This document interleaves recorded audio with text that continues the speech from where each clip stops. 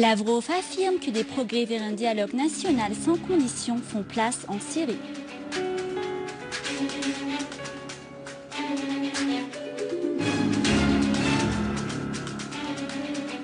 L'armée pourchasse les groupes terroristes dans diverses régions.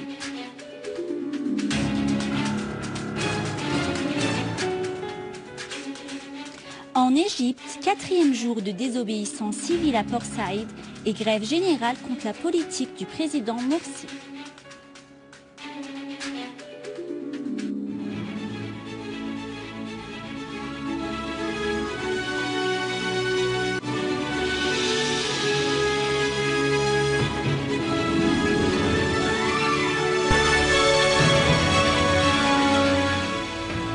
Bonsoir mesdames et messieurs, voici le journal. Le ministre russe des Affaires étrangères Sergueï Lavrov a réaffirmé sa conviction que la résolution de la crise en Syrie ne peut pas se faire par la force, mais à travers le dialogue. À Moscou et à la séance de clôture des travaux du Forum russo-arabe, Lavrov a précisé qu'en ce qui concerne le conflit en Syrie, le recours à la force ne constitue pas un choix fiable, car il ne pourrait jamais aboutir à un résultat positif. Lavrov a estimé que les positions de la Ligue arabe envers la Syrie n'étaient pas correctes. Il a précisé que le dialogue entre le gouvernement et l'opposition est une nécessité de premier ordre que la Russie soutient sur les bases de l'entente de Genève. Le ministre russe a appelé à organiser une conférence internationale pour le désarmement nucléaire de la région du Proche-Orient. Moscou est inquiète de l'évolution de la situation de cette région importante du monde avec la présence d'armes nucléaires et de mouvements extrémistes et terroristes, a conclu Lavrov.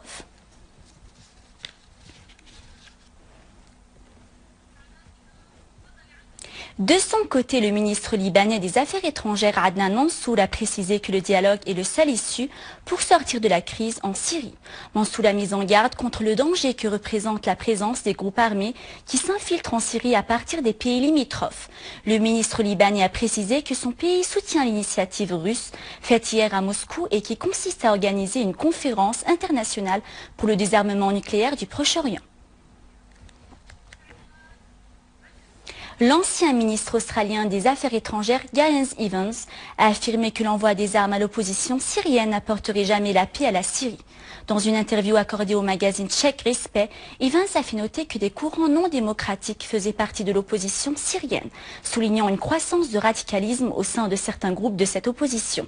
L'ancien ministre australien des Affaires étrangères a estimé que la meilleure solution devant les politiciens américains et européens résidait dans l'encouragement des négociations politiques sans aucune intervention militaire étrangère en Syrie.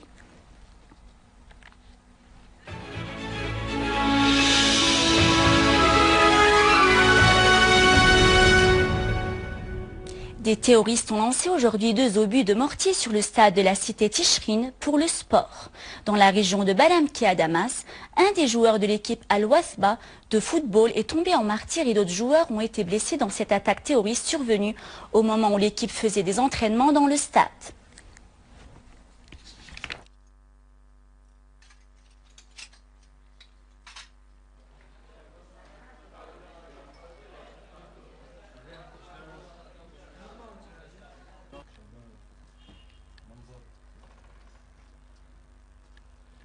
Au gouvernorat d'Idlib, les unités de l'armée arabe syrienne ont effectué plusieurs opérations spéciales. Ces opérations ont été menées par l'armée contre des rassemblements de terroristes dans les localités d'Al-Shered, Al-Bachiliye et au rond-point de Janoudiye, près de la ville de Jisr Shourour. D'autres opérations ont eu lieu à El-Nayrab et Ma'arat Masrin. Le bilan de ces interventions de l'armée est la neutralisation de plusieurs terroristes et la destruction de leurs armes et leurs équipements.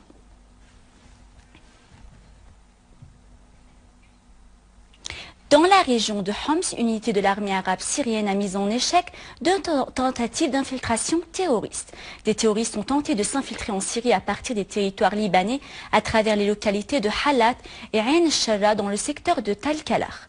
L'armée a repéré ces éléments armés et leur infligé plusieurs pertes. Les autres membres des 2 groupes ont été obligés de se replier à l'intérieur de territoires libanais. À Homs également, une unité spéciale a démantelé un repère de terroristes. Ce repère de terroristes a été démantelé par l'armée à Jobar, dans la campagne de Homs, où d'importantes quantités d'armes et de munitions ont été saisies. De même à Shamsin, près de la ville d'Al-Qusayd, l'armée a déjoué une tentative de contrebande d'armes et du matériel médical.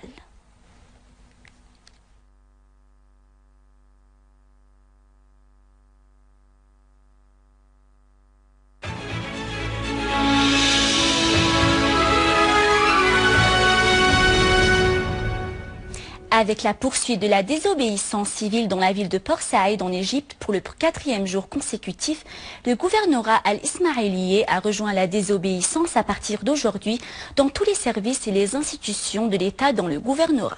Pendant ce temps, le Front de Salut National a annoncé son rejet d'un dialogue inconditionné avec le président égyptien. Le Front a conditionné sa participation aux prochaines élections parlementaires à l'obtention des garanties sur la transparence de ces élections. Revendications similaires ont été faites par le courant populaire qui a de même insisté sur des législatives qui soient à la hauteur des aspirations du peuple égyptien.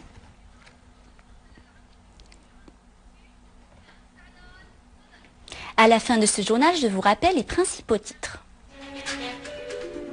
Lavrov affirme des progrès vers un dialogue national sans condition font place en Syrie.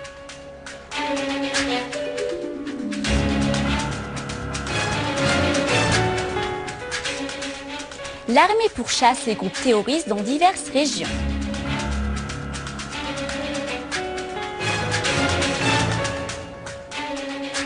Quatrième jour de désobéissance civile à Port Saïd en Égypte et grève générale contre la politique du président Morsi. C'est ainsi que s'achève notre journal. Je vous remercie de votre fidélité. Au revoir.